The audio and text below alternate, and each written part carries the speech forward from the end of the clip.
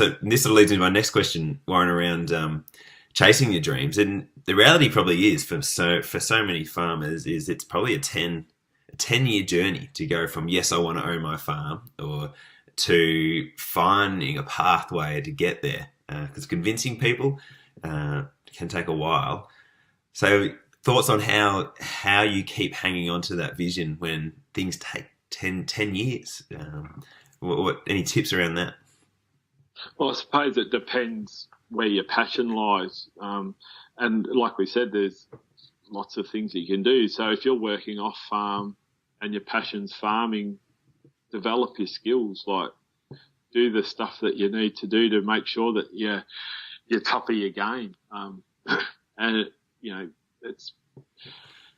I think if you've got that dream, and farming's different to say I want to be an AFL footballer dream, because at the start you've got to have the skill at the start to be an AFL footballer, to be recognised, to move forward. But farm ownership is about developing skills and building knowledge and doing what you need to do to get yourself in a position where you're best situated for either someone.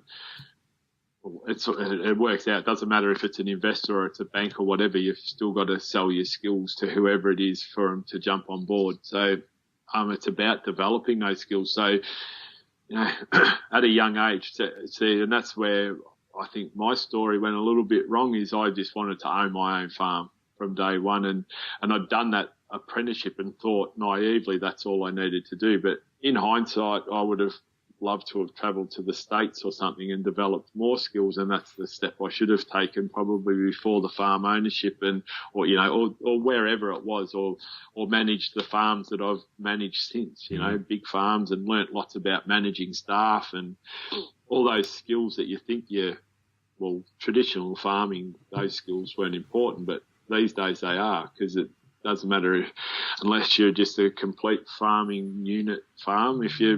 If you're on a bigger farm, you're going to have to employ people and you're going to have those skills. So just go on that journey and know that, there's time, but it's a bit of it's a bit of a challenging statement because everyone says life's short and get on with it. But at the end of the day, you also got time. You don't have to put yourself into a position where everything's I suppose it's that old saying about building a good foundation. If you don't build a good foundation, the house falls over, and it's putting those blocks in place and building your dream to the ultimate part of this conversation is that farm ownership. So start building those blocks, learn the skills that you need to do, and just keep building and progressing until you get to that stage. I like it. I keep talking to Tim Hicks about this, co-founder. And it's taken longer than we'd hoped for them to get onto their farm ownership. And, we haven't had phone calls going, it just feels slow and feels frustrating. And I kept thinking, well, actually what you're doing is you're getting all their skills in running farms, and working with people that you can steal and use and have for the rest of your life when you get onto your farm. It feels like there's this period of upskilling, which is so valuable for you for when you get onto that property. So maybe that's the way of thinking. Is like I know I need to go through these.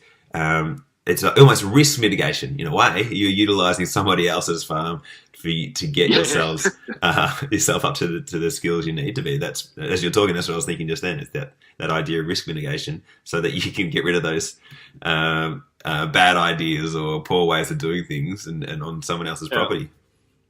But it's also it's just having those skills. So, like when we left our farm, I went to Mount Gambier and managed a farm, and I reckon in the first 6 months of that farm, even though I'd been on my own farm for close on 20 years and worked on a farm for 7 years prior to that, in 6 months I learnt stuff that I never knew.